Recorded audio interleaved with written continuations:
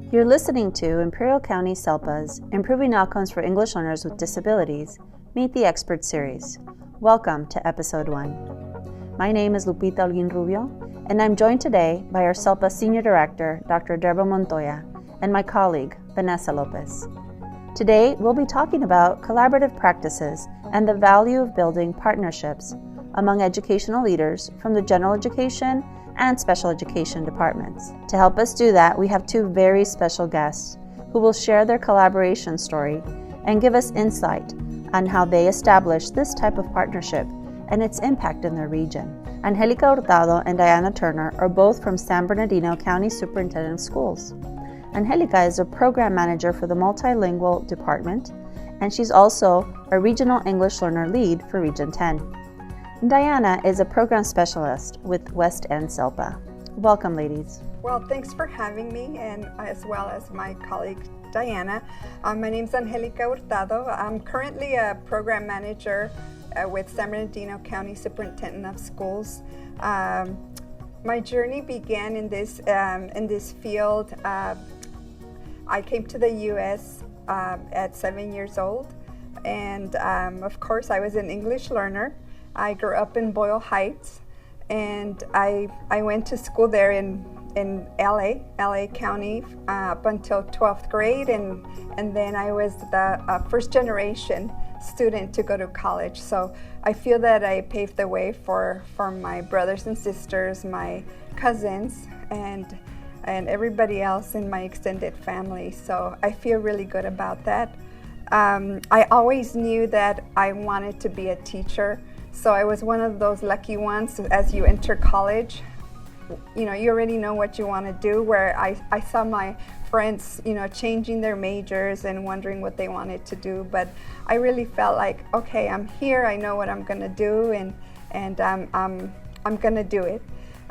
So after I graduated from UCR, I was hired at San Bernardino Unified School District, and that's where my journey began as a bilingual teacher. So I did that for a few years, 10 years in the classroom before I was asked to leave the classroom and support as a reading specialist.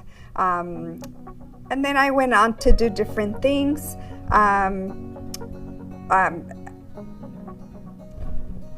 Prior to going to the district office, I did a lot of assessments with our English learners. I was the English learner facilitator at my school, and so I monitored their progress, and I monitored their reclassification rate. So I was instrumental in helping our teachers make sure that our English learners were progressing. And so before that, I want to tell you about my education. I went to UC Riverside. That's how I ended up in the Inland Empire. As I said before, I was the first child to leave our family, and that's another part of my story. My family was not willing to let me go and leave the home. Back then my grandpa was like, you can't leave until you get married. But I knew what I wanted to do, and so I took that risk, and I left home. And I was a student at UCR. I stayed in the dorms, and I learned so much from that experience. It brought me that independence, and yet my parents and my entire family saw that it was worth it when they went to my graduation at UCR. So I majored in liberal studies, and realized that when they assigned me my first, my first school to go to and do maybe some reading assessments with the students, it was at elementary school. I thought I wanted to teach secondary, and I wanted to teach math. But I was there at the elementary school. I worked with the little ones. It was like I think it was a second grade class, and I just fell in love with that experience. I loved that, and I said, this is what I want to do. And the power came when I was placed at when I got my first job in San Bernardino City. as a bilingual teacher, and that's where I started to learn about the needs of our English learners, about the needs of our parents, about being an advocate for the students and parents as well, and also being a resource to my colleagues there at the school. With all those experiences, I learned and grew in my career, and eventually, like I said earlier, they did pull me out of the classroom to do different other jobs, but I also was offered a position as coordinator of English learners at the district level, and I did that for 7 years, and truly enjoyed it. And during that time, my director assigned me to be the representative for English learners during IEP meetings, and specifically when there was advocates in the room as part of the meetings. And so with that experience, I fell in love with just being there, speaking for the students, for the parents, and making sure that whole process was being done with justice to the parents and the students. And there were times when I had to speak up and remind the team that we need to do it the right way and represent the students and the parents. So I learned a lot from that, and that's where my passion began for this field. Although I don't have the special education background, I do have the English learner background, and that's where, once I went to the county office, and that's where I'm currently working, I met Diana Turner, who you're gonna hear from, and I just figured if we work together, we can work something out really great, and help our educators and the field as well in some way. Okay, I'd love to share the origins of my story, how I came to this moment in time. I'm a daughter of two very proud Tejano parents. They're from San Angelo, Texas, and born and raised. My grandparents were also from San Angelo, Texas, and we came to California when I was 5. So what I remember most in terms of forming who I am today is when we came to California, my parents were very strict about us not speaking Spanish in the home because they were hit with rulers in Texas schools when they spoke Spanish. So their goal was to assimilate and create a better life, improve the outcomes for their children. So we lived in a neighborhood that was predominantly Anglo and Asian American. So I didn't grow up speaking Spanish in the home, but what is unique is when I was 3, I lived with my grandma for a short time. So then I went into middle school, it just clicked. I sat in a Spanish class and all of a sudden I just remembered Spanish.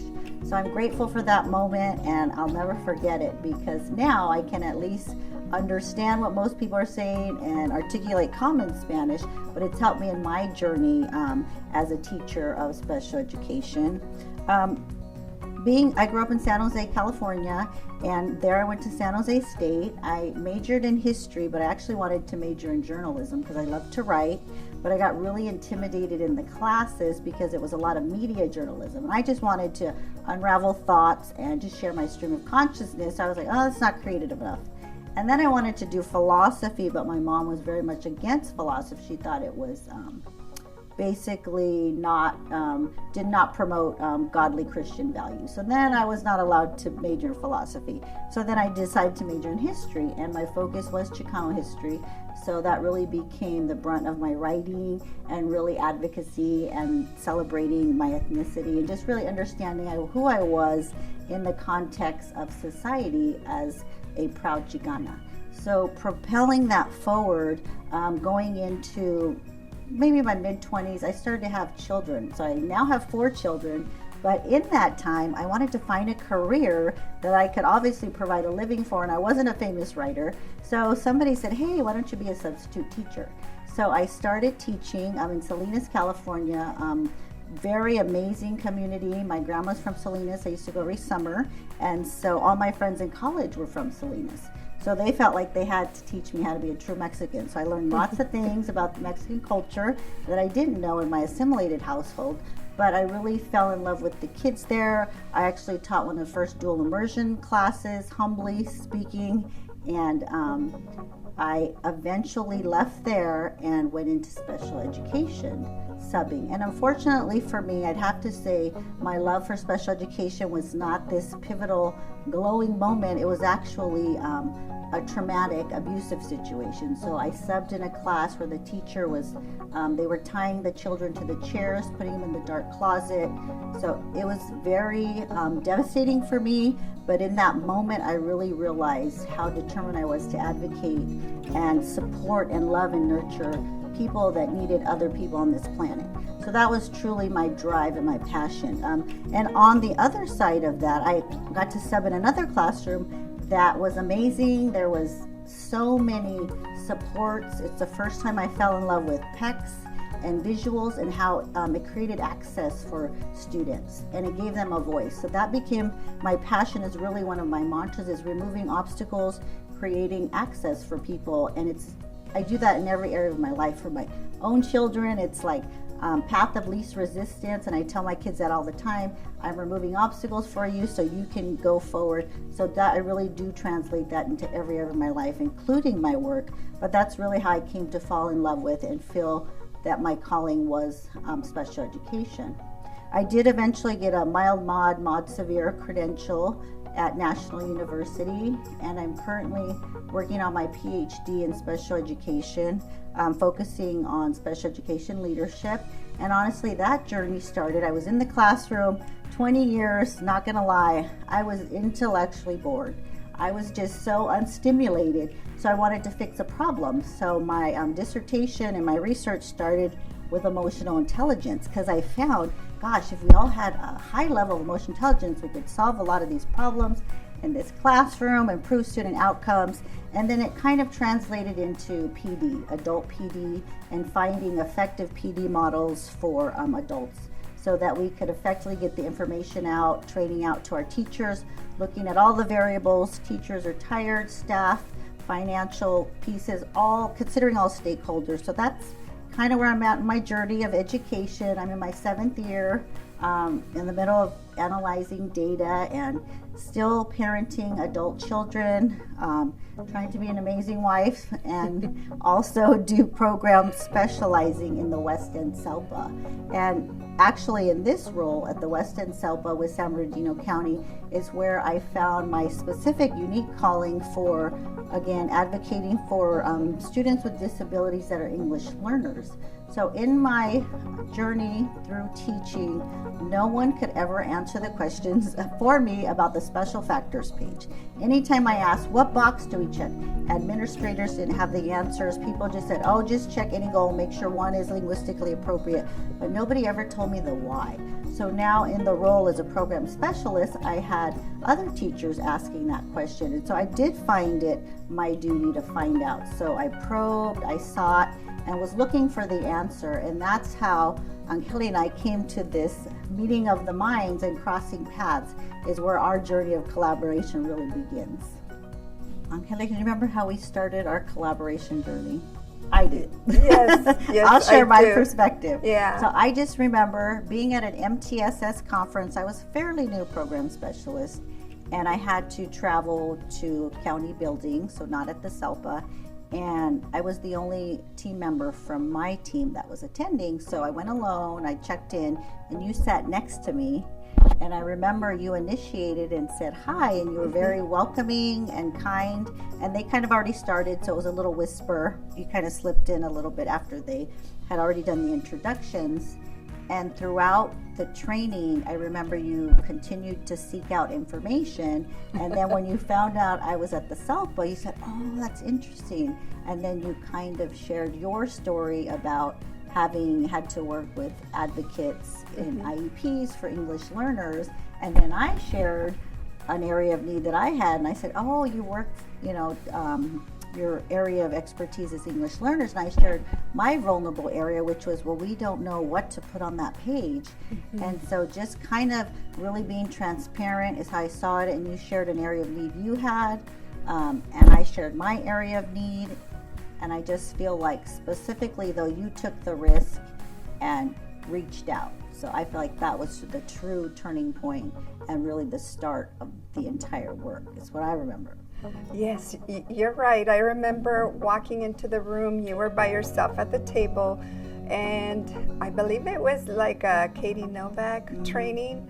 But yes, once I found out that you worked in one of our SELPAs, I'm like, okay, this is a connection that I can make. And so I took the risk, and I told you, back then I was a one-person team, remember? Yeah, and so one of my goals was to provide training or offer training to our teachers, to our districts, about special education and English learners. And the main reason was because, the experiences that I had being in IEP meetings, and I saw how our parents needed to know what they should be asking, but also our teachers specifically, when they're filling out those IEPs or developing, thinking really about the second language piece of our English learners.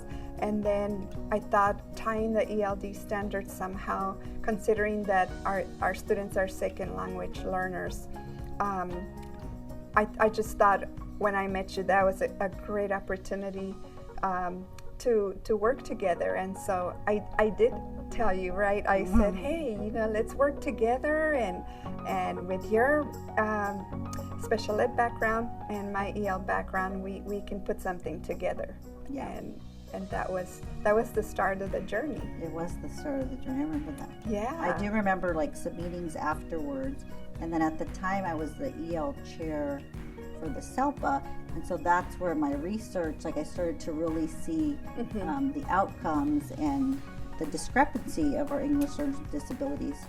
So got more curious and really started to understand the imperative for educating our teachers, not only for what to put in the IEP, but the why. And for me, my personal journey is we did a training already about ed benefit analysis, so explaining the why so that the student can gain educational benefit. So looking at that through the EL lens, I thought, well, we can consider the linguistically appropriate piece that needs to be threaded throughout the IEP, and teaching the teacher how to embed that so that the outcomes of the English learner with disabilities can be improved. Yes. And I remember our first training. Yes, I that just came to terrifying. my mind. That came to my mind right now. And so we stuck with our goal, and we began planning a professional development session. It was an all-day. I remember it was an all-day session, and we had a very good turnout that first time. We had about 80 teachers that showed up, and I remember, Diana, you were nervous. I remember because you knew your field. You knew that perhaps there were some that maybe we had to walk carefully around it, depending on that participant situation, right? So, but we were successful. I remember I did the ELD standards, how to connect it to their IEP. You took them through the IEP and the special factors page. We had a lot of engaging activities during the day as well, and we really got good feedback. So we did. I think, the nervous part too, I remember, was because we knew the importance of speaking to implicit bias, because we were trying to bring awareness for the need, because a lot of people didn't see it as a need or priority. So speaking to implicit bias, I think we were a little nervous about those activities. Yes. The trainees be aware of perhaps they might have implicit bias. Yes. So I remember being nervous about that. Yeah. I think also for our planning, what I found helpful for me is understanding that any collaboration, like, there has to be a mutual respect. So I feel like both of us were humble, and we were teachable, and I didn't act like I knew everything and you didn't act like you knew everything. I felt like we started with a purpose, and that's why we did it. It's not like, oh, let's just collaborate to make this famous training and think we're all that. I just really truly believe it was an inherent place of goodness and wanting to fill this need in our area, and I think it's amazing where it's come. But I do believe also that you spoke it. You said, this is going to be great, let's do it. You kind of chronicled the journey. Our first meeting in Moreno Valley, me going over there to that little cafe. I'll never forget the day, unfortunately, because it was the day Kobe Bryant died. We were there, and I got a text from my children, and I was out January 26, 2020. I'll never forget it. But I just remember thinking, too, something that you want to do with someone else and collaborate, it's going to take extra work outside of our work, some sacrifice. Yes. You know, it's not going to be easy. Yes. And just, it was a learning curve because I had to learn about the ELD standards, which was really driving me crazy. Their color coding and all of that. And so I learned so much from your end, you know, and just being able to see how now I could speak to it and support, you know, people in my region. But it was just, it started there, and obviously it became something. Yeah, and for me it was also important to make that connection with you. My experience in the past when I was at a district, I knew that me being from the EL department, I saw the struggles when I try to connect with the special ed staff. And I knew all that time that we had to work together, but there were challenges. So I had to find ways. Eventually, when I left the district, we were working together. But that was an important thing that I wanted to expand on for our county office, to really work in collaboration, you know, with the EL department or multilingual education, with one of our SELPAs. And so I just feel so fortunate that day I sat next to you, and that's where our connection began. And I think that for the most part, I feel really good about how we have been able to model that, the collaboration. Like you said, it will take some extra work, some extra steps, but it's the taking that risk, taking the initiative, and knowing that something good's gonna come out of it. And I think too, from the first one, I just feel like, you know, it's evolved so much because we learned so much, and it's been improved. We found more areas of need, like specifically how to embed activities, because we saw in our area that area of need of the EL side does not connect with the special education side.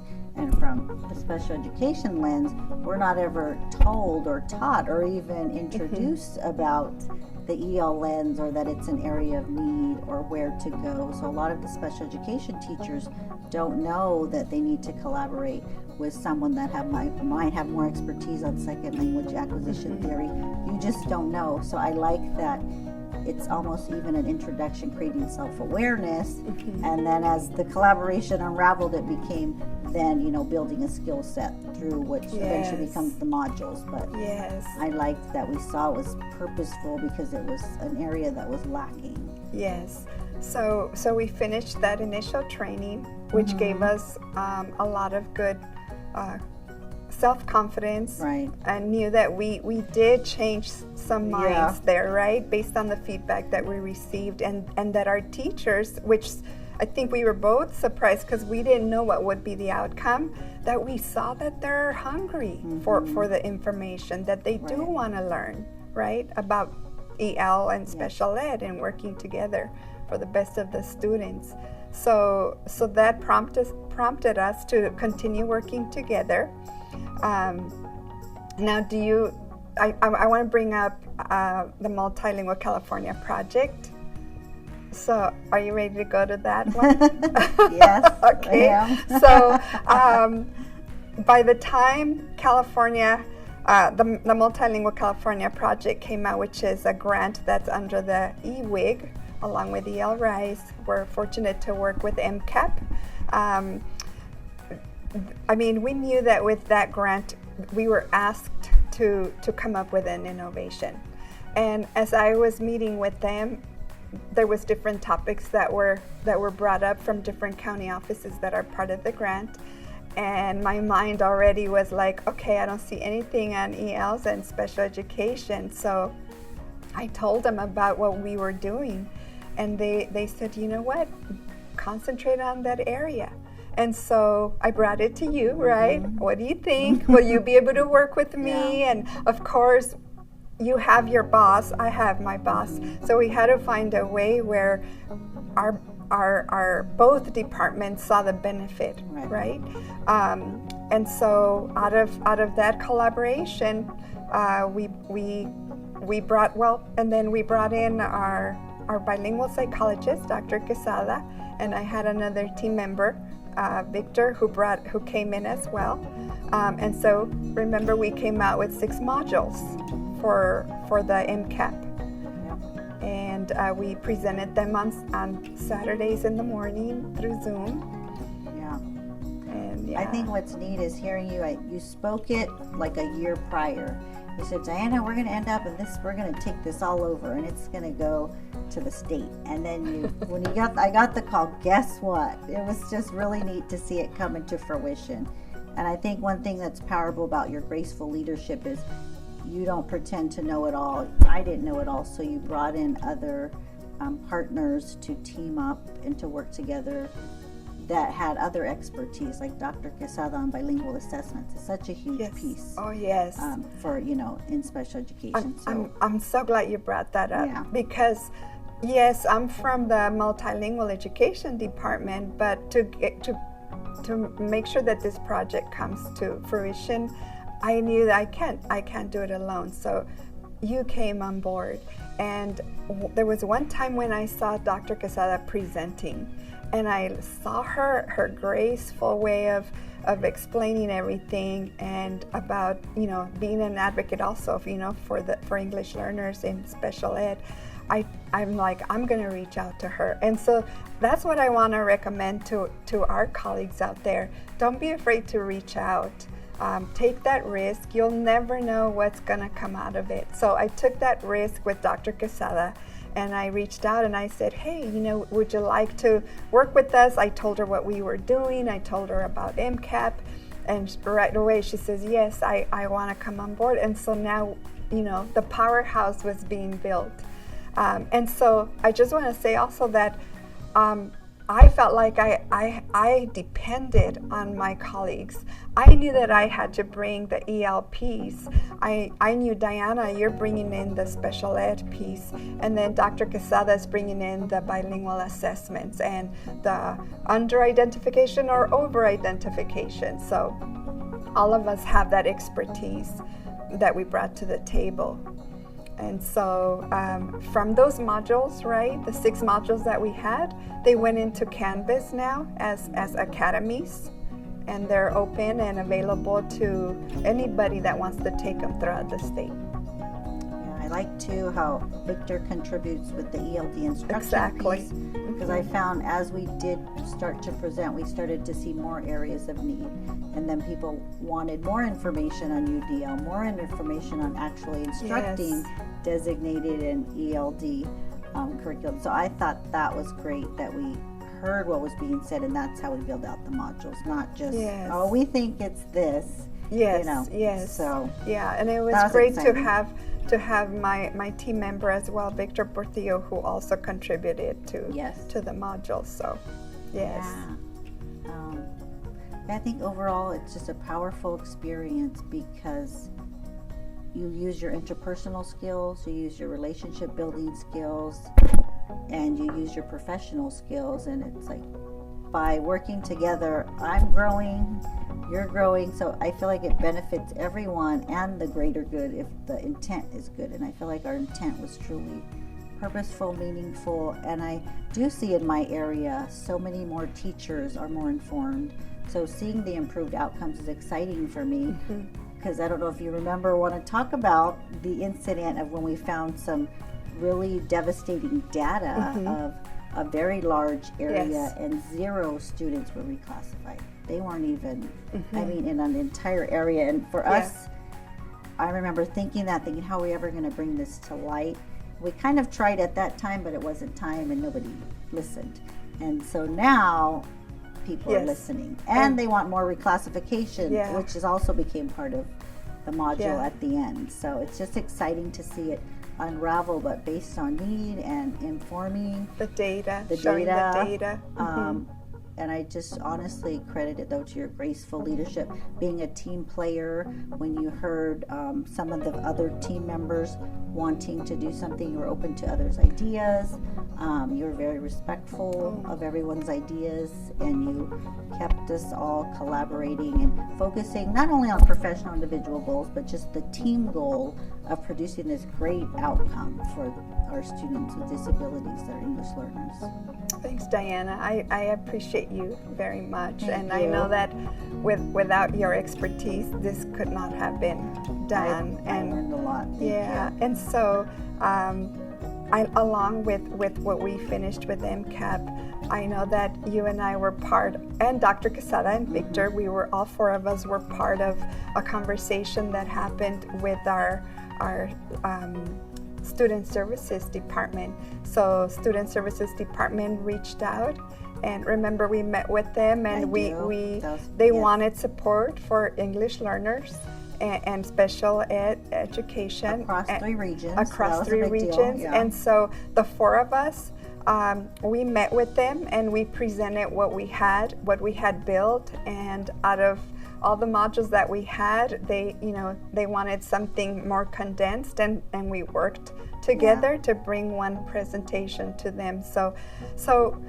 that's another learning experience, that you start with something and you're going to end up touching so many lives and so many colleagues. And to this point, we've reached out, and our student services, they have SELPAs right throughout the county of San Bernardino, and that's.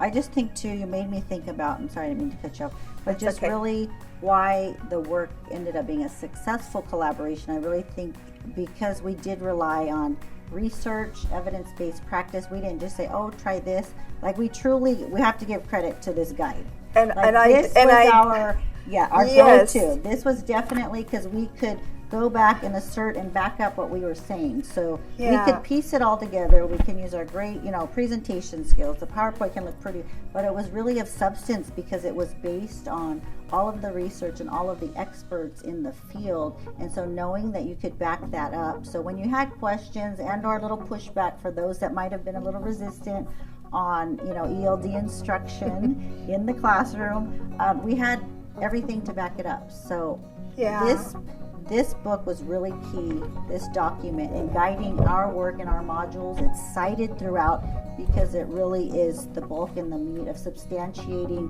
the recommendations made in all of the modules.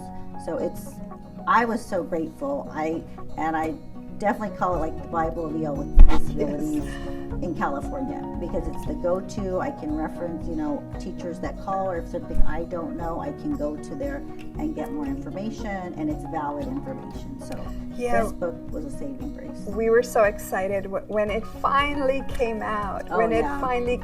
We were jumping for joy, and now, we took it then, and we're taking it now, continuing to refer to it and share it with as many people as we provide the in-services for. But I also, I want to thank the authors of it, first of all. Yes. This was a great contribution, and I also want to thank Imperial County Office of Education, because I know that we tapped into their resources too. They have so many, like they say, a plethora of resources in their website. Their trainings that are always so professional, so informative. Yeah. And I've learned from them a great deal as well. So definitely. Yeah. And I think what I love about the manual and also Imperial County's website is, as you need something, then you're going to reference it. So as the modules have started to roll out, now there's more of a need for the reclassification piece, so we can go to the guide, because that's now an area of need. And our region, that's an area of interest. So even our tri-region training that we did for student services, they wanted to make sure we included the reclassification piece. That was never the case. So it's something exciting, and we can go to the source and find accurate information. And also the new piece Unraveling with the alternate LPAC. Yes, yes. The connectors and descriptors, and how do we paint that on the page to show present levels of our students that are English learners with disability, and how do we articulate that in language proficiency on that page for those students that are more severely impacted. So all of these amazing resources that we go to help inform and continue to unravel the modules based on the need that is out there. You're right, and that's what I also want to share with our colleagues, that don't ever feel like, well, I don't know enough in the area. You have great resources like these, like Imperial County Office of Education's website, but you also have colleagues that you can tap into. It's a great journey. You learn from each other. So take that risk.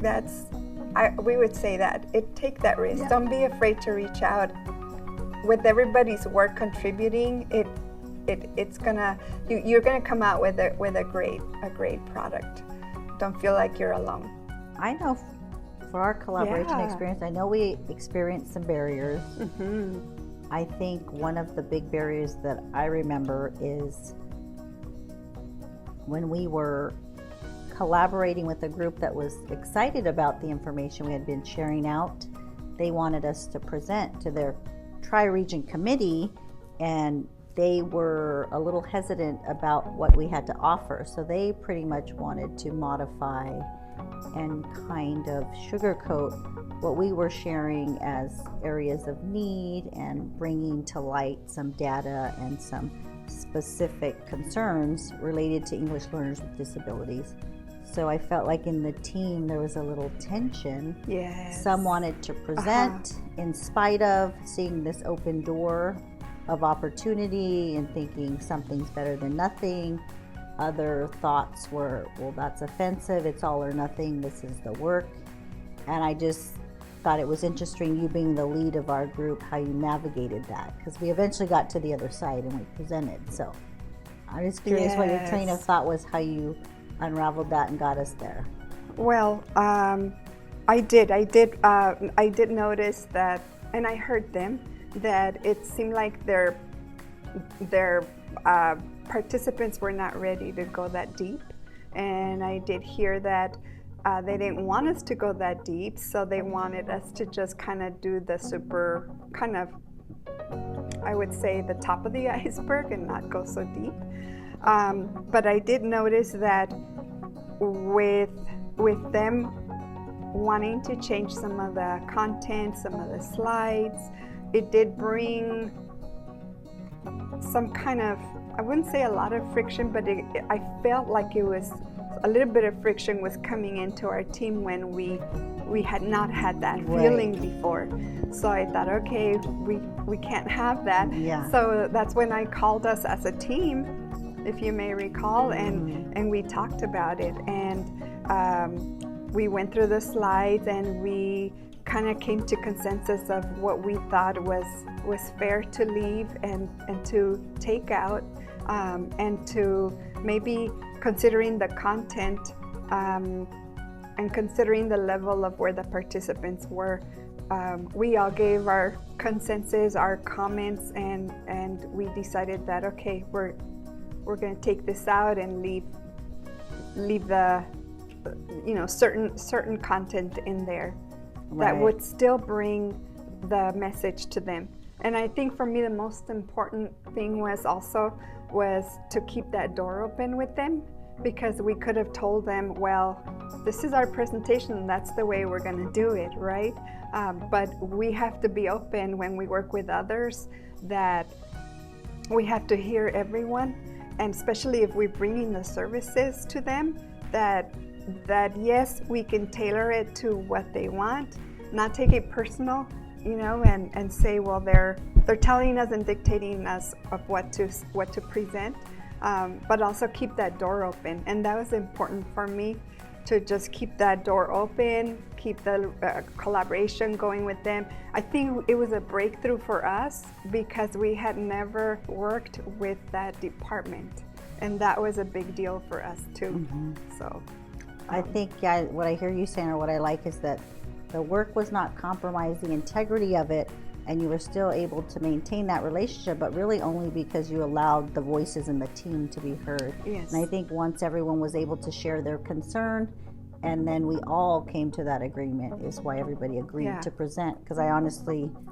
didn't know if it was going to happen. So it worked out that we could still present the content, and all the team members felt heard and respected and valued. That's important. So that can happen when you're collaborating. There might be a situation you come across, an outsider might want to perhaps change the content.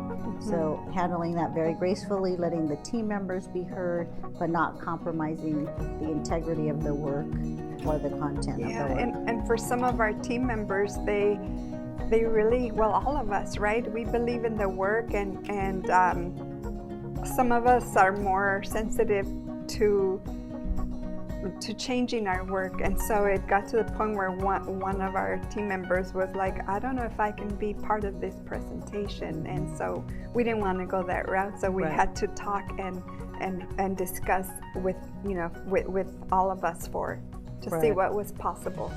Right. I think just in general, if we could give advice on steps to collaborate, the best advice we could give, I know for myself, you have to have purpose. So you have to identify an area of need or passion for you, and then kind of seek out people in the field and or have a brainstorming session. And you have to have the right people in the group. You have to create trust, because it is a working relationship and it must be built on trust. So as you're sharing the need, sharing your passion, those that reciprocate, you might find could be part of that collaboration piece, but it really is key to find the right players, I would say. And also, once you have the right people at the table, and again, just like with our work, people got added as there were deficits of knowledge. So being humble again, and realizing, okay, we need some more expertise in the room, because we're not it for all pieces and all things EL with disabilities. So just being open to inviting more people based on the deficit of knowledge, based on maybe the area of need that's out there. People started to request specifically about assessment, so that's when we knew we need Dr. Quesada in the room. So Angelica brilliantly invited her, took that risk, so that was wise. I think also advising, there's different components to collaboration. Effective collaboration is you create the concept, you need to get together to create the work, but you have to manage the work. And in our situation, that was Angelica's role, so she managed us as a team. She set the meetings in place. She wasn't flaky about it. We were very consistent to meet. She was very accommodating to all the schedules, understanding that other people had priorities. I think also in being graceful, working with, I know for myself, my boss, because I don't work under Angelica, so providing all that information that I needed to show and share, to show this was valid work and it was contributing to the field and for to improve the outcomes of our students with disabilities, which is the function of a SELPA.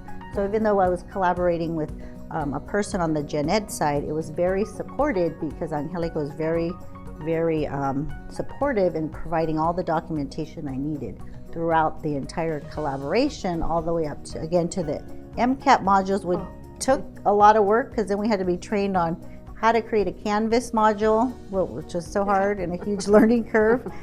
She brought in the experts, supported even those of us not in her organization, to allow us to do that. So I think that was very key, understanding our needs as professionals and allowing us to build up the support we need with our immediate supervisors. So I heard you say bringing in resources for the team, being able to have a purpose when you bring it up to your supervisor, how the students will benefit, how the department will benefit, and how that collaboration is going to be key. Flexibility, coming through, following through, supporting each other. I would add also being transparent with each other. Once you form your team, or your a team of 4, team of 2, but the main thing is that collaboration. Be transparent with each other.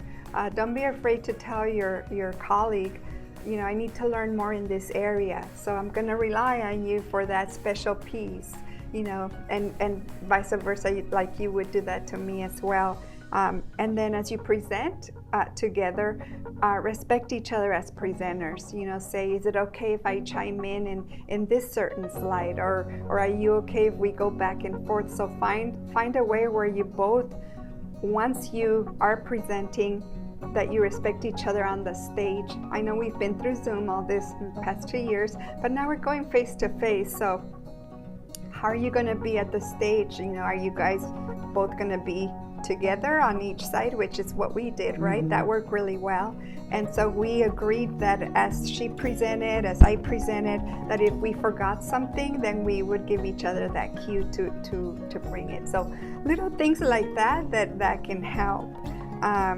So if you do find that time to go to your boss, like we did, we have different supervisors, just bring a little list of, maybe your goal. What are you thinking of accomplishing with this project? If you think that there are barriers, try to brainstorm some solutions so that your supervisors know that, hey, if we do come across this barrier, this is how we're ready to face it and how we're going to attempt to take care of it. And then again, hone in on the importance of the collaboration, not working in silos, and how you're going to support each other. Because it, like they say, it takes a village, right, to make sure that our kids are well. And so hone in on that collaboration and even how the department's going to benefit. I would also say, in addition to that, don't you agree, Diana, invite yourselves to meetings that you think that your voice has to be heard, right? Right. I know that there's networks that we lead at our county office, and I've invited Diana at times to come and present. I not only invite her, but I invite other colleagues that I feel can provide that information. Math, science, any other colleagues that can bring that collaboration and information to you. I think too, in that vein of inviting yourselves to other meetings, it also grows your expertise and it widens your lens, so then you might find and learn about things that you didn't know about and how it connects to the original work. So it actually will expand the work and it will allow the work to evolve. So for example, inviting yourself to some of the financial meetings at the state level with the CDE related to multilingualism and or biliteracy, all of those things start to inform you. So when you bring that to the team, it does widen the lens and the work will stay alive, again, for the purpose of improving the outcomes and the passion that everyone in the team has. I think also, just really fast, when I was thinking about the work and how important the team members are, because you really have to hear all of the voices. So how we were even scheduling the trainings were Saturday mornings. So that was kind of touchy. 2 hours, 3 hours, 6 weeks versus 4 longer hours. So you really had to hear the voice of each team member, because you're all coming together to agree to this and everybody's sacrificing their time, personal time. So I think that was very powerful, that we fortunately didn't have egos or different mindsets that infiltrated in, but it can happen. And just being aware that could be a possible barrier. I think finances could also be a barrier, possibly. The cost of the training is something to consider.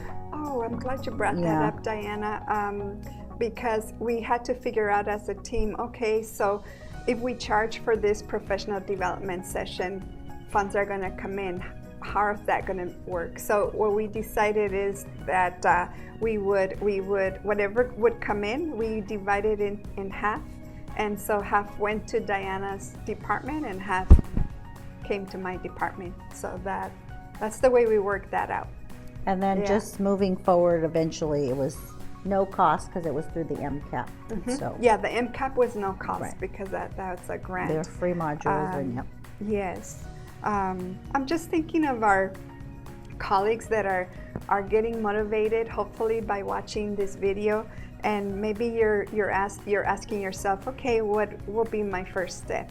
So I would say, if whatever side you're on, just start seeking out that specific department, know who's who, start making those connections, whether calling or going over, introducing yourself, and then just sharing about your goal. What do you want to accomplish? And just let them know that you can't do it alone. You need to partner with them. That's a first step.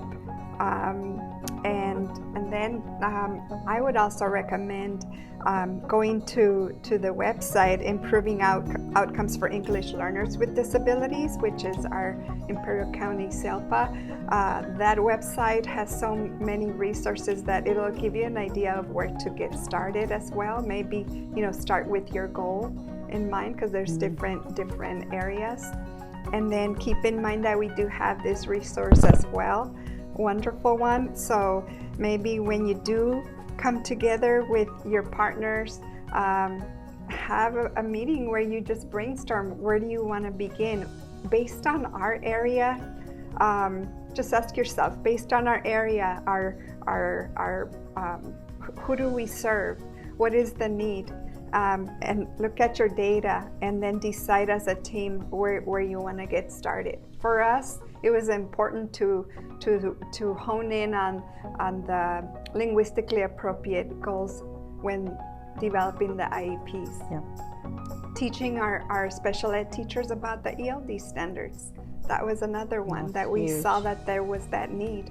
So choose one area where you feel good about and you come to consensus with your team for start, as a starter. Would you add anything else, Diana? No, I think I appreciate, and like all good work, we all came back together always at the end to reassess, to evaluate, and really for us all to talk about how did you feel about that, how did it go, and just really as adult learners for us moving forward, we were able to reflect on that piece. So not only just getting feedback from our audience, but from each other on how to support each other.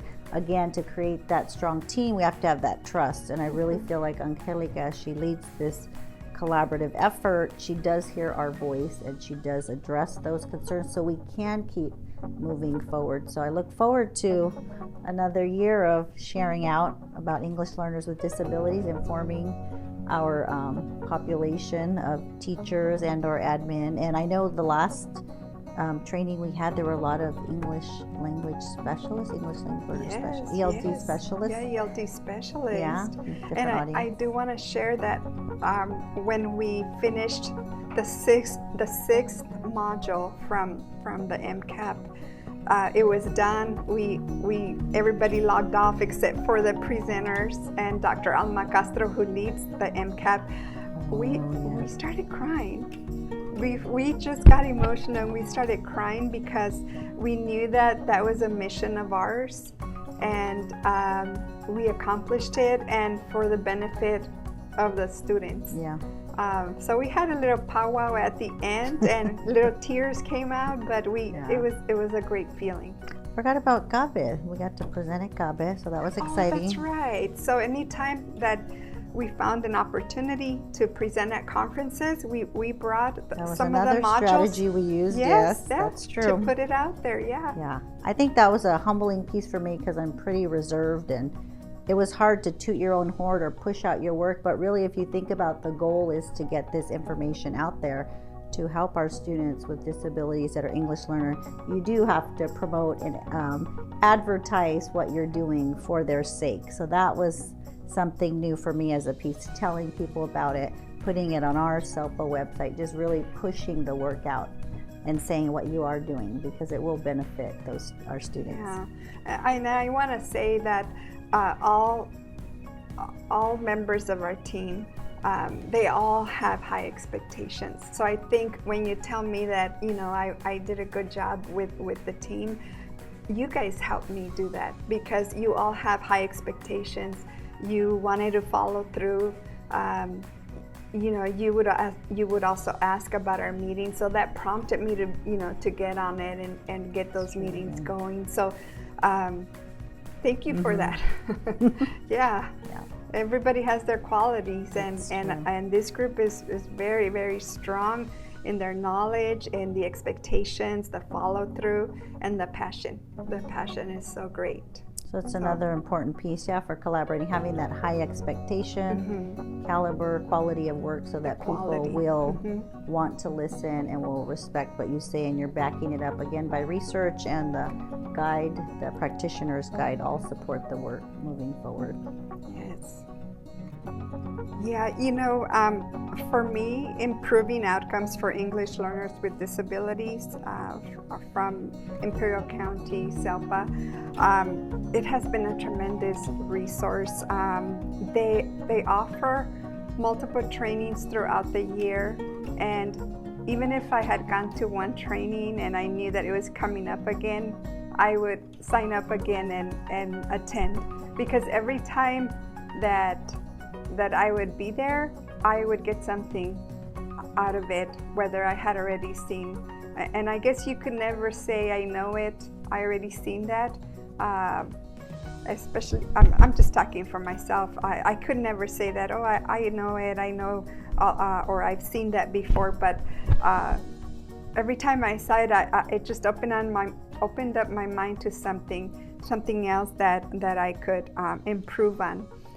One of the specifics that I remember from the training is when Dr. Montoya clarified that we did not need to create ELD goals, because being an English learner is not a disability. So you can tie your ELD standards to the main goal that's in the IEP, considering the second language acquisition of the students. So that was a big affirmation when I saw her clarify that, because a lot of people were wondering if they had to take the ELD standards and make them as a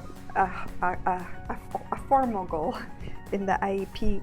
And then I just love the way, when I go to the website or even the trainings, the way the team took this book and they worked on specific chapters where you can just look for what you're looking for, the title, the topic, and you go and it gives you the chapter immediately, and you have that at the tip of your fingers.